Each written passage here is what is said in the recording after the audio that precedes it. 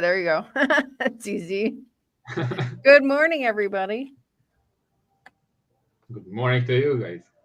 Good morning, all. Another beautiful day in God's paradise. How's everyone doing? I'm doing well and perfect. What about you, Aria? I'm doing well, especially because you can say my name correctly. But I figured you were in the Middle East, actually, because you can say my name correctly. Yeah, Middle East and Russia also, you know.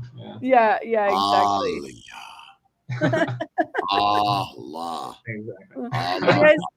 It has nothing to do with that. I know it is a Middle Eastern Of course name, it doesn't. It's a way of pronunciation. Yeah, exactly. But it's still an honor to God. Yeah. Yes. Allah is God. It's all like the mighty tribe. It's all from above. It's all from above. And the interesting part about the above, it's called the human brain. It's right there. Yeah. Heaven is here. And as we recognize that God is within all of us, bingo. And Vadim, how do you pronounce your last name? It's if you can say the H like a ch, so it's ch. It's Obuchov. If you can't, so it's Obukov. You can. Obukov. Yeah. Obuko. Okay, I can't do that H. You can go Obukov. It doesn't matter. Well, like anything else, we practice. Edmund Coleman's on KMT. We got Dr. Kiltz Instagram, and of course we have YouTube, Facebook. Both Dr. Kiltz. I don't know if you have CNY Fertility, and do you have Kiltz LinkedIn on there? You got to have Kiltz LinkedIn, Kiltz X, Kiltz everything, Kiltz. Oh yeah, I'm working. Yeah. We're working on getting all that this week. Together. All right, yeah, we're on Rumble also. We're on Rumble now also. Vadim, tell us a little bit about yourself. And for those that are listening on KMT and Dr. Kiltz Instagram, Vadim. Obuko. It's okay. All right, go. Yeah, sure. First of all, again, thanks for having me. It's been a pleasure to going back and forth in the comments with you last week about the podcast you had, and also through our mutual friend Kerry, the mighty man. Great. So shout out to Kerry, man. So a bit about myself. Yeah, I have a background in the last 19 years. I started as fitness coach and personal trainer. So I started training people, mostly as PT. I've been doing that for the past 19 years. In the meanwhile, I went also to physical therapy school. So I done that like 10 years ago. And after the physical therapy, I studied osteopathy, European style osteopathy, not this American style, which is like physician style. Manual manipulative therapy, manual practitioner. I had it for 5 years, and I do mostly now osteopathy work and personal training. I love to train people, make them move. I think we are too sedentary, our lifestyle. I don't think we need to train per se exercise in a closed box gym, but as long as we got more technology-wise and progress, let's say, we're always in a box. We go into work by car. We have a subway, a bus. We're in the offices. So if people can move and not like we used to in the farm, walking, carrying stuff, so I think we need to do something in terms of muscle mass and just moving functionally. For me, the most important thing is perhaps functionally-wise is walking. People forgot that we need to walk. We don't need to run. You could run, but we need to walk under the sun and the stars and whatever it is. And so I love it training people, and the interaction in training is different because you're active and the person is active. When you're in a therapy session, when it's mostly silence and people are having more aches and pains, so it's kind of monotonic and not really like vibrative. So that's why I like to mix between training and the manual therapy stuff. Now, lately, I call myself, just me, not some official, metabolic osteopathy, because you have to treat and to use the metabolic way. It's nutrition, the fuel that gets into our body.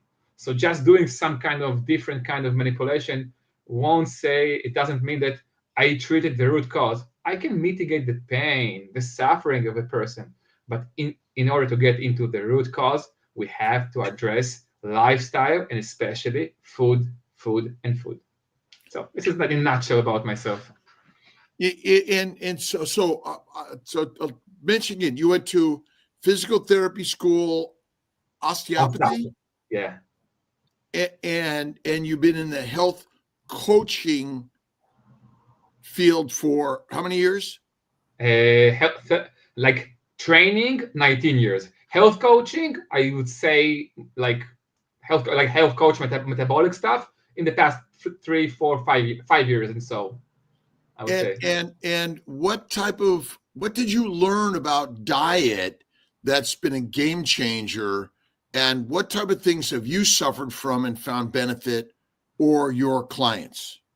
It's a great question. I think for most healthcare providers, doesn't matter physicians or other aspects, we usually suffer ourselves. We need to hit rock bottom in some way in order to see the light. So for me, it was gradually I destroyed my health and eating standard American diet, let's say, standard Western diet, and always it gets worse and worse because you're addict. You have addiction to certain types of food, plant foods. It doesn't matter if it's salty, delicious, sugary, and stuff. You always add more and more. I used to play football, European football, soccer. So I was active, and when you're active, you add more junk. So you add more junk and more junk, and it's just a perpetual thing. Like it's like a roller coaster. It's an avalanche. It's getting worse. And I think it was 4.5 years ago, after I suffered a lot, overweight for me, it was insane because by overweight, I mean just adipose tissue without, hey, hello, Dr. Nelson. Hello. Buen día. Buenos días. Bom dia. So, yeah, for me, so when I was operated in my knee, in crucial ligament and meniscus, when I was playing soccer, I got the fattest I got in terms of body percentage fat, it was like 12%. 4 years ago, I got exercising, moving more, eating the nonsense of grains and all the sad diet. I got into 24 and a half, more or less, body percentage of fat. I felt miserably. I'm always energetic. I couldn't wake up in the morning. When I wake up, I'm just like, I started sleeping poorly. I started grinding my teeth, bruxism. Aches and pains in all the body. You see the different. I suffer from a skin condition, which is food toxicity, of course. It's called seborrheic dermatitis. So the flare-ups was getting worse and worse and worse, and doesn't matter how much steroids you use and the creams and the lotions. And I felt like I have something with my liver. I went to the doctor. We made blood tests, and yeah, the liver enzymes were elevated, as you would expect. And the ultrasound came back grade 2 moderate degree of fatty liver disease, what they call fatty liver disease. I still didn't do anything. I went to the gastroenterologist. I knew she wouldn't do anything because they work like, okay, go to the nutritionist. She'll give you the rainbow, the grains, the fruit and veggies. I didn't go to the nutritionist. I didn't do anything because I was like in the mix of suffering. When you have the brain fog, even if you know the correct answer, you can't elaborate the situation and do what's best for you and what's correct. Like a junkie, like an alcoholic. So I think it was the 1st of September 2020. I just couldn't move. I went to 4 a.m. I went to lay on the sofa on the couch in the living room in order not to disturb to my life partner. I just crawled like 10 yards to the couch and lay there for almost 3 weeks. For 2 weeks, I couldn't move. Excruciating pain. It was inflammation of the gallbladder, cholecystitis. I didn't go to the ER because I didn't want it to be removed. I said I would suffer, doesn't matter how much, and I would die on the couch, or I'll keep my gallbladder, and from there I'll think it. Just after a week, I got better a little bit. I started to think clearly a bit about myself, and I was really criticizing myself. I said, how could a healthcare provider treat his patients, his trainees, and people who train with him, people who came to him to change lifestyle and manual therapy, and I'm doing the things I'm telling them not to do. I was ashamed of myself and disgust, and I called myself a criminal with certain licenses to treat. I said, okay, after when I get back to my on my feet, I'm going to change my lifestyle. What is the correct lifestyle? I knew it was the ketogenic lifestyle, low carb, ancestral, animal based. And after 3 weeks, finally came back. I was like, let's say, I was almost 3 weeks fasting because I couldn't eat anything. I didn't want to eat anything. I was drinking water and eating just some stuff. So I was mostly kind of fasting, intermittent fasting, let's say. I like the word intermittent fasting. I know you use it. I don't believe in intermittent fasting. I believe in intermittent feasting. That's what I call it. I call it feasting, intermittent feasting. You fast and feast. You fast and feast. Got it. Exactly. And that's it. So I said I'm gonna do it gradually, not just because of this like shifting in 6-8 weeks, whatever it is, microbiome and stuff. I wanted to feel as a healthcare provider and for my future and current patients to know like every aspect, how it's going, every food ingredient, how it's going to affect my body. I was experimenting with like keto stuff for 2 years, like eliminating broccoli, putting back broccoli, eliminating nuts, putting back nuts, back and forth for like many stuff. The ultimate goal was to become a carnivore. I knew this is the best way living wise. I couldn't wrap my head around it, even though I knew it's the best and it was my goal. How could I do it, live just off of meat? Because of addiction, still is talking. Even though you're low carb and keto, you still just can't wrap your head around it. But that was my ultimate goal. And after like 2 years, after I was doing all the experiments, and I was already like towards mostly animal-based 100%, I said, okay, I'm like almost there. That was my goal. I've done everything. Let's go. And I went almost 2 years ago in June, full carnivore. And in the same day, I was already almost 100% carnivore. I felt the difference. Same day.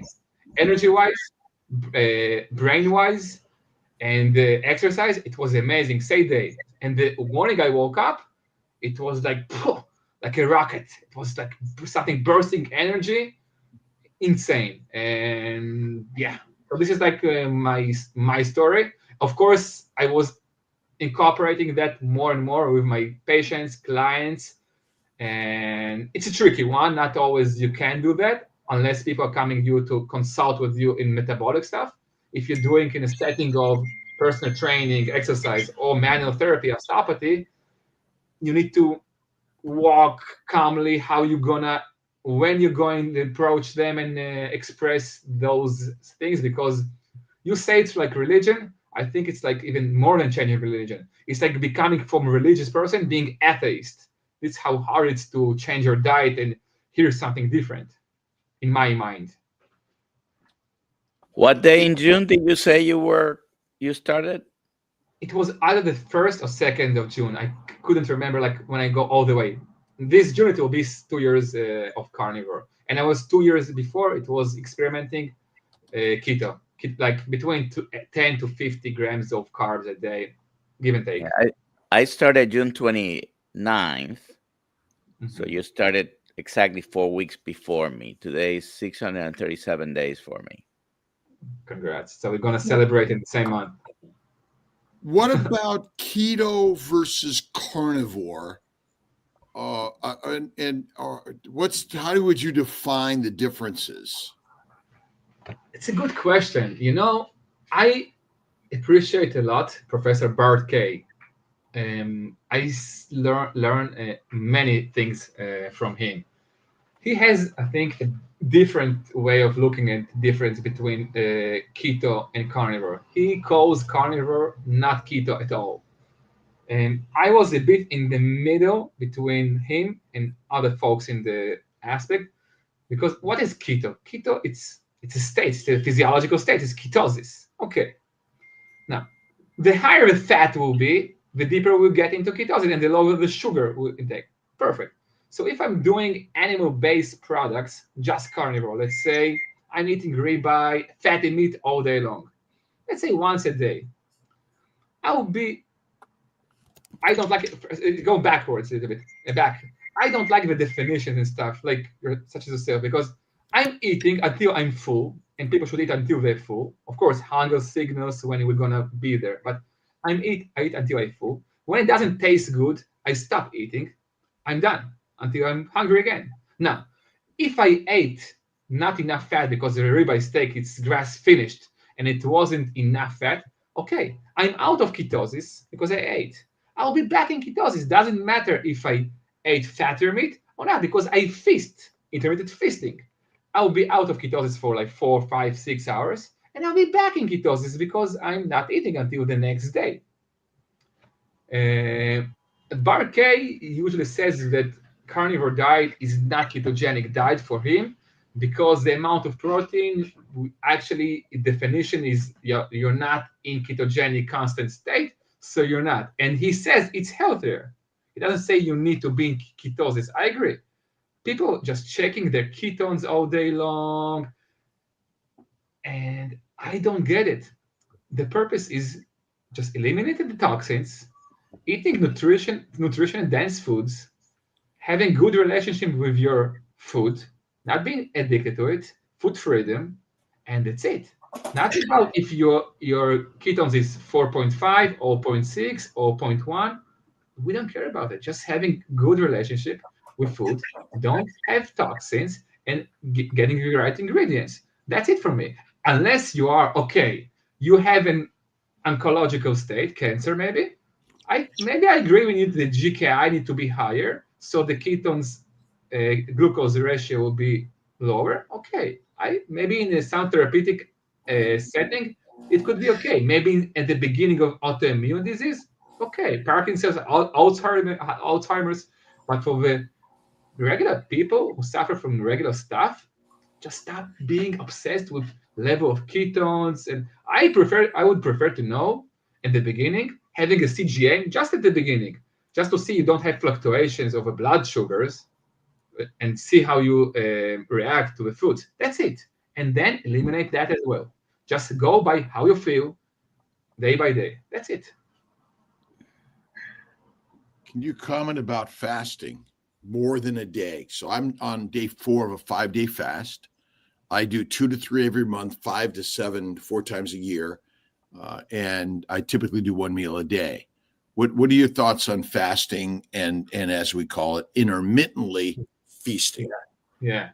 Intermittent feasting, I think this is the only biologically appropriate way you could eat, because you eat what you're designed to eat according to your speciation in the right proportion according to your activity, your states, your body composition, etc., etc. In terms of fasting, I changed a little bit my mind after I got and became full carnivore, because when I was doing keto, I fasted regularly, like between once a month, once every 6 weeks, 3 to 5 days fasting. I've done both dry fasting and wet fasting, like both with water and without water, both with electrolytes and without electrolytes, like water. It was really good. After I became carnivore, I didn't feel the need, especially after I got like more and more carnivorous, let's say, I didn't feel the need of fasting. And once I was fasting, the benefits wasn't as they were when I was keto. And when I look at that evolutionary wise, there, like, for what I've seen in anthropology and the records, we were pretty good hunters most of the time, also during the ice ages. And there is like kind of way of thinking. I used to think like that as well, that we, for long periods, we haven't been eating. What I see now, that's not true. We were eating. We were very good hunting, and for what I see, we didn't have periods for like weeks or 5 or 7 days that we haven't been eating. Maybe I'm wrong. This is what I've heard from some professor of anthropology, Mickey Bendor, Bill Schindler, and also Mary Reddick, and the reading I've been doing. It wasn't. That's why I think, like, especially in the terms. Okay, if I don't have food, I'll fast. But in the world today, and I don't need to eat tubers like people used to eat millions of years ago, because if the hunting wasn't successful, I can eat always fatty meat. So if I'm hungry after 36 hours or 24 hours, like intermittent fasting, I don't see the need to fast. With a caveat to that, we do have a dirty lifestyle, glyphosate, maybe the air we breathe, and other stressful things. Maybe I'm not an expert in those fields. Maybe the dry fasting, in terms of like the Phoenix protocol, maybe also for carnivores, it has a certain way of beneficial aspects to it. Depends on your situation, but I couldn't comment like 100% on that, because for me and for my patients, when they're full carnivore, the fasting is like optional for them. What I see for myself and for them, it's mostly food freedom in terms of the addiction. It brings them to a state of mind of liberating more and more along their journey, their attachment to food, even the carnivores, put their mindset in a certain spiritual aspect in a place, like I'm not dependent on food and I'm stronger than that. So on from physiological point of view, I think it's debatable, give and take. From the mental, spiritual aspect, I think it's beneficial for most people. I think the mental spiritual is something that we need to focus on. And that's why I do my fasting. I feel better, mentally clear, but it's hard to do. So doing something hard is ultimate spiritual practice that gives us freedom to walk away. And that's one of our problems, where we need the strength and freedom through practicing fasting is one of the best, not required, but I would say it makes you healthier. Might be, yeah. Also, gives the intestines a way to rest a little bit. The bowels can just. So yeah, I couldn't agree more. Yeah, that's important stuff. Dr. Nelson, any comments? I'm trying to do once a week some fasting, and last week I did 4 days. I feel better when I do it on a regular basis, even if it's just 1 day a week. I usually eat once a day, so when I skip 1 day, it's almost automatically 48 hours fasting. I eat mostly also once a day, most of the time. Not everybody has to do it. It's not. I mean, it's not required. A lot of people feel better when they're eating every day, and if they're restricting the hours of eating, there are many ways of going about it. Also, it depends on the needs, like you said. Some people want to be on ketosis more frequently and with higher amount of ketones because of specific needs, then that's fine too. I agree. Yeah, for sure.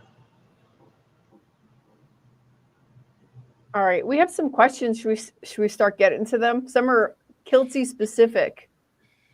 This one, I think it's Zork 09, Zork 09, Zakork. Hi, I'm due to have a dermoid cyst removed 8 centimeters on Monday. The consultant said while he's in there, as a precaution, he would take both ovaries and the fallopian tube out. I have said I don't remove. She doesn't want to remove them. She's 55 years old. For another comment. How young? 55. Let's see. Let's just remove all your organs. Right. Dermoid typically is benign. A ovarian cystectomy works very well. And the cause of dermoids is what? Poison ivy. Plants. You're right. Plants. Goitrogens or tumorigens, cystogens. They basically cause all the problems. And go carnivore. Tell them to do a cystectomy. Although it's not unusual to remove an ovary, depending on the size, location, or difficulty in removing the cyst. But in general, they don't take out the testicles quite as quickly as we take out ovaries. And though it's hidden, and they say, oh, you don't need them after menopause, I don't know that answer completely. We've never really studied it very well, but I would say they can do a cystectomy. And if there's some malignancy in it, and again, a dermoid typically contains teeth or hair or bone, because these are tumors and cells contain all the DNA to direct it to build a baby, basically. And that's what it's from. But it's all abnormal turning on of certain genes that make these tumors based on exposure to plant sugars, antigens, chemicals, and fermentation. So, but that's an individual decision.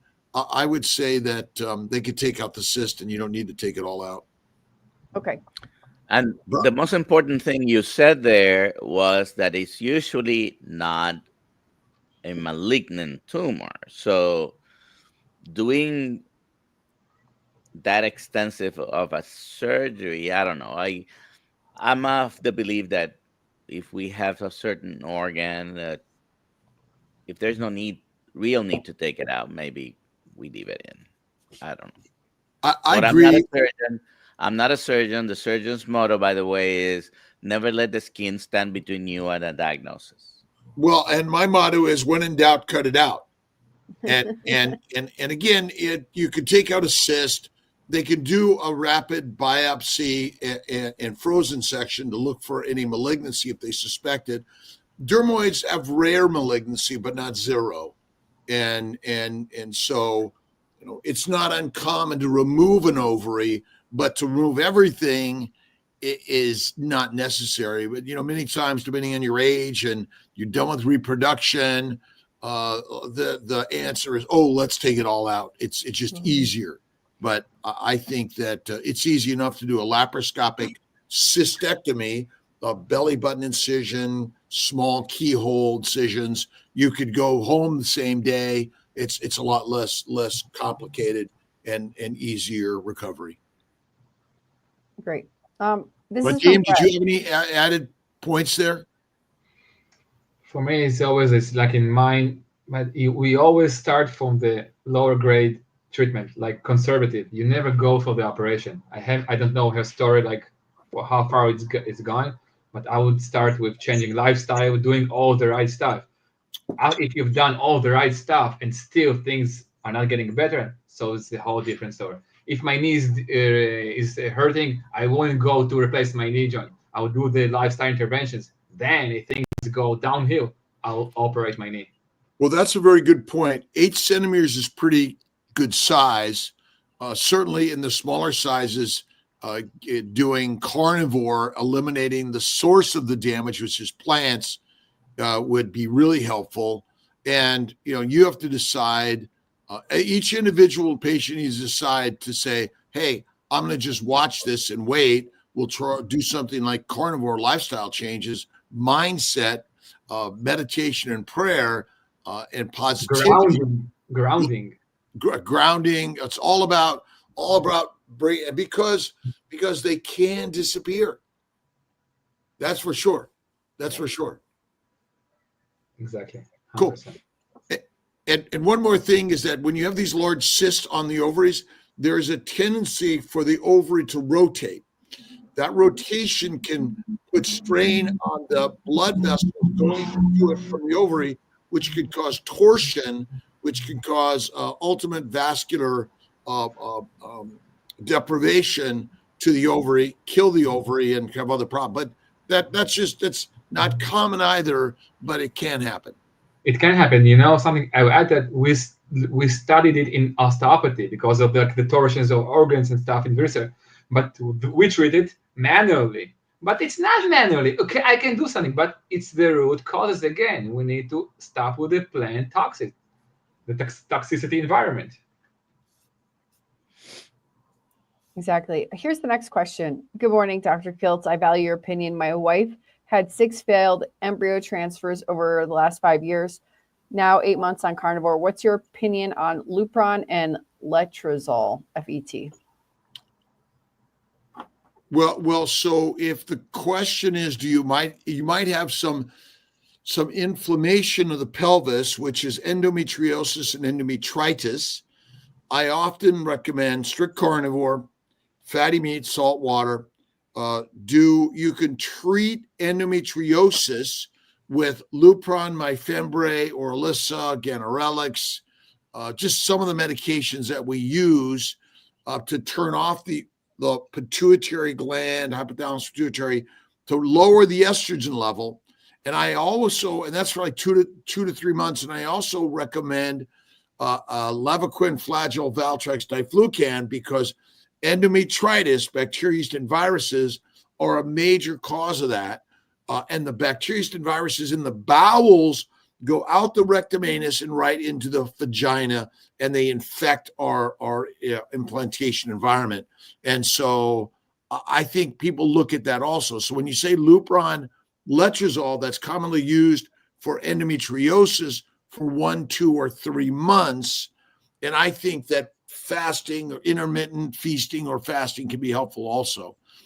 Sometimes we'll also, as an alternative, do surgery, laparoscopy, hysteroscopy, but you have to decide individually whether you want to go the surgical route or the medical route, or the homeopathic method, which kind of includes all of these things.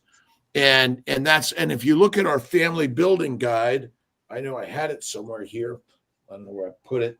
But our family building guide, here it is. You can get on Amazon or go to drkiltz.com, has a lot of the review of these ways. We also include in this, thank you, Dr. Vasquez, a lot on nutrition, on mindfulness, on acupuncture, massage. Grounding is something I think would be really good to sort of talk more about and what that really is. But all those things can help. And I would always be glad to give a direct text call of 315-416-9872. And we get you on to have a coaching call with one of our practitioners or myself and go over that directly. There you go. And I just want to show that on CNY you can get a PDF version also of the Of the free digital download on on cnyfertility.com. And we have links to all of that on drkiltz.com. That's right. Also. Yeah. Okay, good. Let's see. Next question. This is for Vadim. How did you know when you were on the couch that you were septic from the gallbladder? I didn't just accept the pain, excruciating pain. Okay, because I know what is referred pain, so I understood it, felt the pain. So the gallbladder and these are organs. Most of them you don't feel the pain exactly in the organ. You feel the referred pain according to the neurological segments. So for me, it was in the upper thoracic spine, lower cervical spine. I felt it a lot. So I understood, and I knew I had fatty liver. So I understood it's liver. And then I palpated myself in the gallbladder area, and it was like you felt the inflammation. And I can feel, because we work our hands in osteopathy, so I can feel the inflammation. The heat is being expressed, the pain, especially at that point of the gallbladder. So I understood it was cholecystitis and not something else, not septic, nothing. I didn't have any other symptoms. I called my doctor. I couldn't move, just told her the story. She said, yeah, you're probably right. It's that you need to go to the ER. I didn't go, and I was right, yeah, because to be septic, you need really to have like different times. I saw I wasn't, how I would say that, that I don't have serious, severe symptoms besides the excruciating pain and the inflammation, that it's something more severe and serious. You could say you're risking, of course, but as I told you before, I'll die on the couch, I'll put that, and then I'll change my lifestyle, my choice. Lifestyle operation. I chose the lifestyle. I didn't operate my ovaries like what we were talking about. I kept my ovarian gallbladder. Yeah. Basically. Here's the next question. Eve, who does Vadim follow? Sorry if I didn't hear the name. I think you're talking about Bart K. Bart, yeah, I follow many stuff. We exchange emails also because of our professional background. I love Bart K. In terms of knowledge, I respect many people. Dr. Kiltz is one of them. And I've learned actually something very important. Like it wasn't explained in biochemistry school and stuff like that. Glycocalyx. First time I really heard it, not just like something in the background. That was you, sir. That was you a couple of years ago. And I think, tell me what you think, that glycocalyx is actually the biggest organ in the body, not the skin. What would you say about that statement? Well, yes. So the glycocalyx is actually the most important part of our body, because without it, we would not exist. Pretty much, the glycocalyx is the reason for all evolution, not the DNA.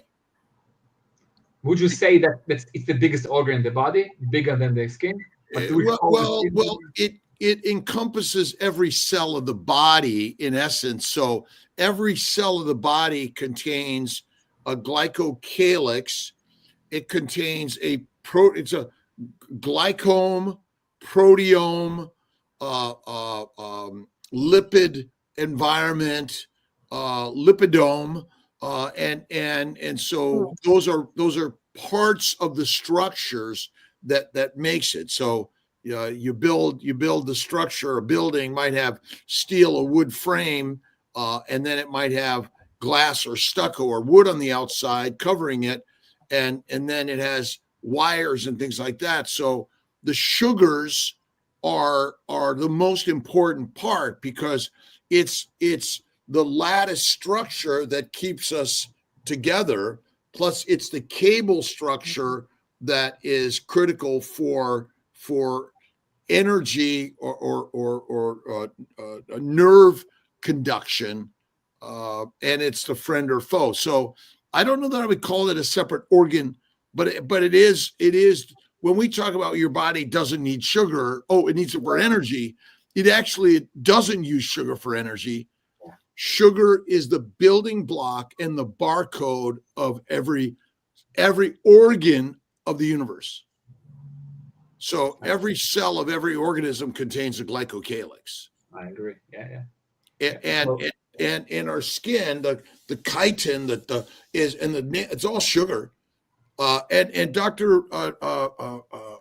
Nelson was talking yesterday about the bones, and the bone structure is a glycoprotein structure. 80% of proteins must be glycosylated, but 100% of them are post-translationally modified.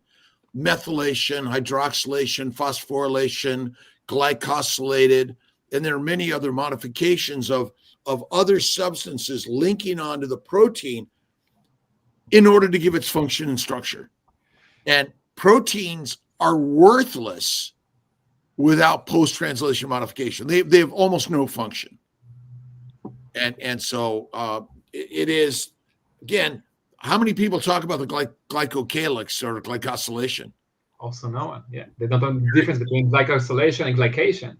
They don't talk about it. Yeah.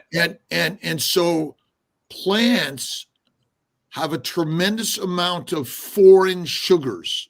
They contain a high mannose, and there are about 9 sugars in the human body. And if you look at, I'm always look at, and you get this free online, Essentials of Glycobiology. And I think we have it on our book list. Okay. I had this one. Yours is better. Yeah. Wow. Yep. Yeah. I got them all. Like a biological body. and so most of the modern science and pharmacology is glycobiology. Yeah. without glycobiology, we would not have all the biologics and many of the vaccines use it today. That's kind of one of the most important things. But and I think most of the metabolic pathways are all wrong because they don't happen in isolation. Nothing. In isolation, exactly. Nothing does. And glucose is a glycosylating agent, not an energy molecule. Yeah. This is a question from Amy, and then we'll go back to the other ones on the list. But how do we improve the glycocalyx? Yeah, I knew you were going to say that. Kiltz is keto is carnivore. But the most important part is fat. Raw fat is where it's at. That's important, raw fat. That's why raw milk, raw butter, you can do a few raw cheeses, but you got to eat the fat. The problem with a lot of cheese is the protein's been removed. And you're left, the protein, yes, it's a higher protein, lower fat in many cases. So it's basically fasting. And when you damage the glycocalyx of the bowels, you now cause leaky gut. And things go in and out that shouldn't go in and out. And that's part of our problems. And glycation is damage to the liver, which causes insulin resistance. And I think we need to stop using the word insulin resistance because if insulin's job is to make fat, would you agree that it's doing a good job? It's making fat, yeah. It's saving you from the deprivation of food in the winter. Right. And so, but when your liver is damaged, you don't make fat. You don't make fat from the glucose amino acids as rapidly. Converted. This is the random cycle in some way. Well, explain to me the Randall cycle. This is Randall cycle is like when you have shifting between two energies, which you consume pouring down. But you don't have two energies. No, I know. But when you're switching off the ability of the body to consume the fat as a thing called as their prime fuel source, that's when you have problems and you're shifting back and forth and you're not doing the right. Instead of glycosylating the sugars, is trying to be used as energy, and you cannot convert enough the sugars and the amino acids into fat because you're blocked in the liver. It's not working properly in the so-called insulin resistance. Well, I don't like the word switching because you don't switch between sugar and fat for energy, because the problem for most people is they're generally consuming more calories than they're burning in a day. And that's why we get fat. Now, when I say consuming, it means we eat and or we internalize the sugars, which are rapidly and continuously converted to fat. But the goitrogens damage the liver and the pancreas. And so it either reduces your insulin production function or it reduces your liver conversion of sugars, amino acids to fat. And so your sugar amino acid levels are higher, and that causes more glycation and damage to every cell of our body. And so, like when you're gaining weight, getting fatter, you're still burning fat because acetyl-CoA is the precursor for ATP, and acetyl-CoA comes from fat, not from sugar. And that's the kind of the crazy concept that I think we have wrong. But we could talk more about that and whiteboard it. And also damage the thyroid. And you damage the thyroid. So metabolism is being destroyed right there. Goitrogenic, antigenic substances. I don't use insulin resistance. I don't use calories even. I don't use both. Well, when we say, again, the term calorie it's like God. I always use the word God as an all-encompassing thing. But you're right. The problem is the knowledge of how much is actually calorically available, because let's just say fats have 9 and sugars and amino acids have half of that, approximately. Yeah. Okay, per gram, right? But we don't know how much is actually properly digested and internalized and then metabolized. That's our problem, because a lot of it may go out the rear end. That's true, but it's also another thing, which is like, that's heat energy in a closed system. We're an open biomechanical system with different processes in difference between the altitude, the activity, the humidity, and it's one more thing. It's photons. Photons have a mass of 0. So 0 plus 0, how much is 0 plus 0? Right. But it's just kind of, again, it's like it's just a set idea. Okay, I understand that. And even if you use the word energy or you use photons, you still don't know how much of it is going to be broken down and taken in. 100%. That's why I use mass of fat. Right. But our common word is calories, but our ability, it's an understandable concept. I know it's being picky. I'm being picky in terms of, like, I think it's making people a bit confused and misconceptions. How much ATP do you make? But then the other, again, it's our problem is overconsumption. Yeah. Number 1, and then the wrong consumption. Number 2, and is fat the only fuel of your body? I would say yes. Correct. So now, if you have no insulin in your body, could you eat fat and be healthy? Eat that, you cannot get fat because you don't have insulin. You cannot get fat because insulin converts with fat. But when you eat fat, type 1 diabetic, you cannot get fat. And maybe Dr. Nelson knows this. You won't get fat even if you eat fat. You can get fat if you eat fat. Polar bears do. Type 1 diabetics? Type 1 diabetics can eat fat and they can get fat. How fat can they get?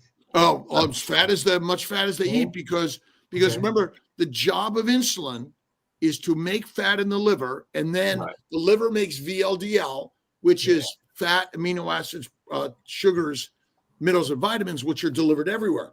When you eat fat, it goes to the lymphatics and it's delivered everywhere, because my cells are essentially a lipoprotein. Right. And so the first diet for diabetics was a fat diet. I know that. Yeah. And so the thing is, like, I get confused because people who are type 1 diabetics, they usually just eat the wrong things, and they eat just carbs and sugar, and they always pouring more insulin, so they're not getting fat because of that. Well, so a type 1 diabetic, and my sister Marianne had type 1 since age 4, and she died at 52. But a type 1 diabetic will be diagnosed very skinny, even though they're consuming a plant protein low-fat diet, correct? Yeah. That's the standard diet, plant protein low-fat. And so they're eating everything that requires insulin to make fat in the liver, right? Yeah, you're right, 100%. Okay, so now a cirrhotic patient is fat or skinny. Cirrhotic patient is usually like skinny but fat from the inside. Well, they have ascites, but they have no fat on their body. No fat in the body. They're cachectic, sarcopenic. And so ultimately, if you fix the liver, they suddenly will start getting fat again. Yeah. Or if you feed them fat, they have the same problem as type 1 diabetics. The standard diet around the globe is plant, protein, low fat, no, right? Yeah. And seed oils. But I don't think we consume as many seed oils as people think we do. I think our biggest problem is still plant, protein, low fat. And that's the problem. But yeah. Mike had a question. Right, Dr. Nelson, go ahead. To answer your question, and I'm going to keep this simple. I did an N1 experiment just 2 days ago, and I have some fat trimmings I have bought. I cut them in pieces, and I I use about maybe 250 to 300 grams of fat that I put on the pan and heat it up, fried it a little bit, uh, and from that morning to the following morning, I gained 1 pound. So yeah, and totally not scientific experiment, right? But it was one day on myself. I said, I'm gonna eat a bunch of this," and I didn't eat anything else. So yes, the at the end of the day, the amount of energy does matter, and I wasn't spending a lot of energy that day either. Okay, so uh, you can gain weight by just eating more than what you spend. And typically most people understand it better when we use the word calorie. Yeah. But yeah, you could when you are not consuming enough carbohydrates, which come from plants. Uh, Most of the time, you'll be able to tolerate that without maybe not gaining a lot of weight. But yeah, you could if you're eating a lot more than what you're spending. Yeah. So in order, question from KMT. Here is a guest. Look at the guest. Aww. Awesome. Who's that? My dog. Her name is Nikki. Nikki. Yeah. Vadim's dog, Nikki. Rosemary Moodley. So in order to lose weight on keto or carnivore, you have to first get your insulin resistance sorted out. Because even if you eat 90% fat and 10% protein, you will not lose weight. Vadim, do you have any comments on that? All right. Can you repeat it? Because she was licking my knees here. Yeah. In order to lose weight on keto carnivore, you have to first get your insulin resistance sorted out. Because even if you get 90% fat and 10% protein, you will not lose weight. Again, going to the concept, we don't believe in insulin resistance. Just go according to your status, emotionally, psychologically, physiological, and just do the right things gradually. Shift your nutrition based on where you are at that moment, gradually, not in a second, flipping from plant-based 400 grams of like poisons into carnivore in a day. And your body, your physiology will do itself. Instantly, the liver will be cleaner, the lymphatics will work better, less poison, less toxins. The body will get what it needs, and then you don't concentrate on the fat. It will come. The fat, the weight will shade itself. Just do the right thing. Stop poisoning yourself. Dr. Nelson, does the body want to be skinny? No, trust me. No, it doesn't. And so I think we have to change our brain and we have to love our body no matter what size it is. There is no fat on your body causes zero disease. None. Visceral fat, subcutaneous fat, the intraosseous fat and intramuscular fat causes zero disease.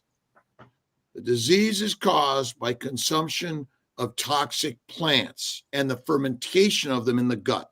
And so Vadim and Dr. Nelson have shared that the body will get its set point in so many ways. I mean, we're in an environment like it's about to be winter. Would you say? Always.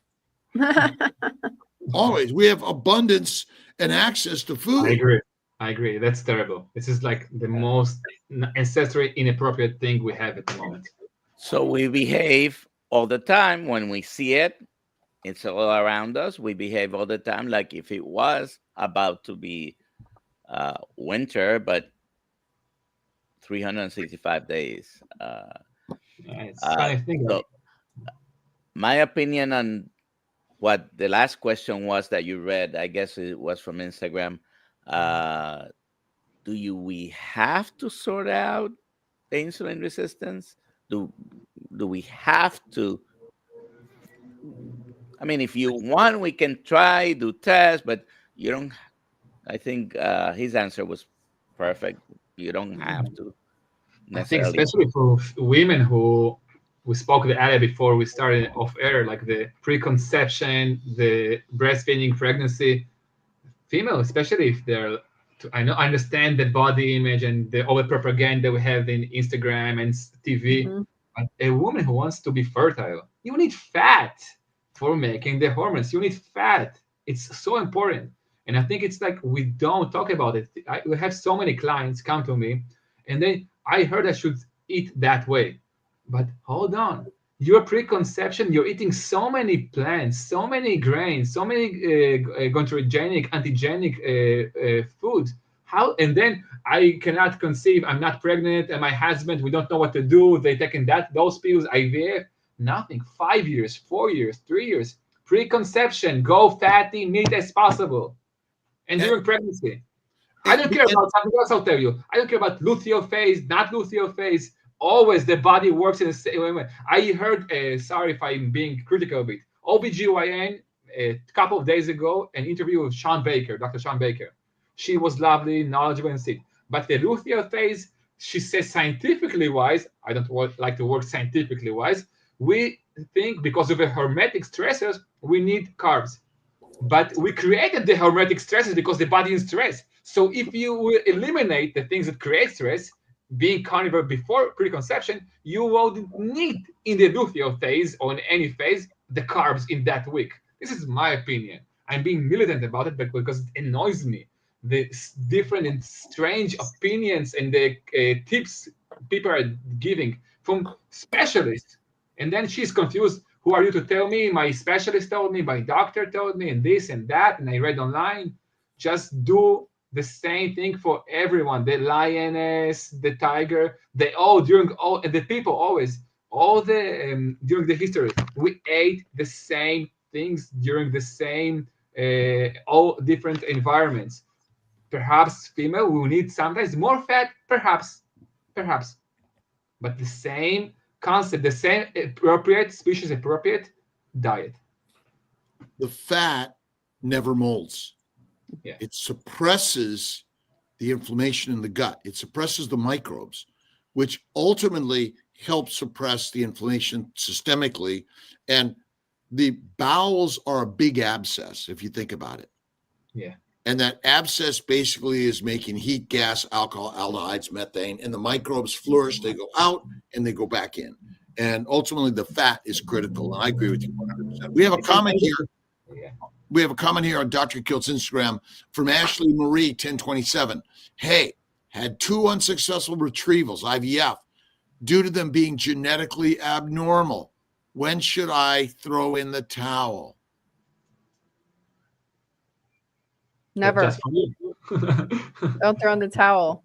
Yeah, never. We never give up. Never give up. Actually, one of my clients that I've been taking care of for almost 15 years, just delivered her baby 5 months ago, and she never, ever, ever gave up. And that's the most important part of this. And look at keto, carnivore. I don't recommend genetic testing of an embryo because is science 100% accurate? Never. Never. So you're throwing away an embryo that you've been told is abnormal, but in fact, it either is a wrong diagnosis or may correct itself. And so we need to do what in order to heal that embryo potentially? 100%. Grounding, carnivore, faith, Gratitude. Yeah. gratitude. Let's see where we are time-wise. We are at 59 minutes. So I want to just Dr. Nelson, do you have any other comments or questions? No. We're going to be doing Dr. Nelson coaching consults coming up. Yeah, very soon. We've got it almost all worked out. And we're really grateful to have Dr. Nelson Vasquez as our Kiltz Health Medical Director, helping improve the access and availability. Vadim, any other questions or comments you wanted to ask or make before we sign off here? If it's okay, just quick thing about, if we cannot go into depth yet, about, again, something about babies. 10 tasting. It's like it's became a fashion of making babies taste different mush type of plant foods, and Right. doctors are talking about. And the female also, I had this discussion with my relatives, like, why are you poisoning him already? His brain is developing. Why? The system is not developed enough. 6 months old, 7 months old, the mush, not bone broth, not the bone marrow, not the egg yolk, the butter, the meat, the meatloaves, the goitrogenic food, the mush of like zucchinis and apples. For me, that's criminality. Sorry. And I know the women they are to blame that they're not curious enough to check otherwise. But I don't blame them because they just hear the different propaganda by the healthcare providers. This is for me unfortunate and really sad. I agree with you, and that's why the animal-based diet eliminate the plants, and I think in general those are going to be the healthiest things. And grounding, gratitude, and ground beef. Ground beef. Ground beef.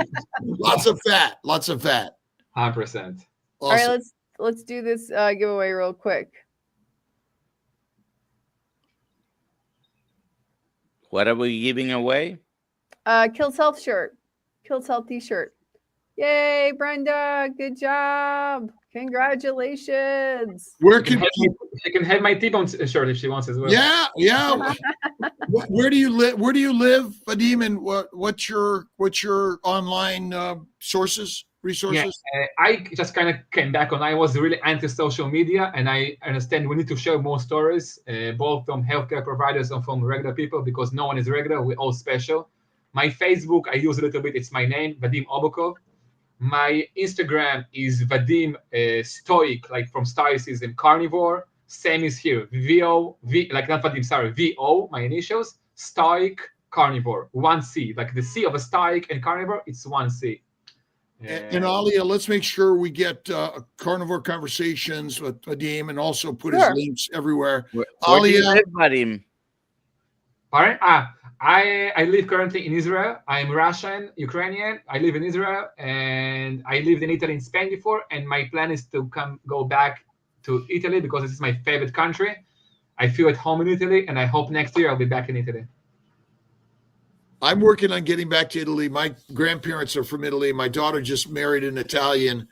They just had their baby, Giulio, and really excited about that. So next vacation, you and me in Italy, in Florence, T-bone steaks. We're doing it. Well, yeah, I got to get out there. I may go to Nice in a few weeks, nice, and then get to Milan and keep sharing. But social media is our way to share the ideas.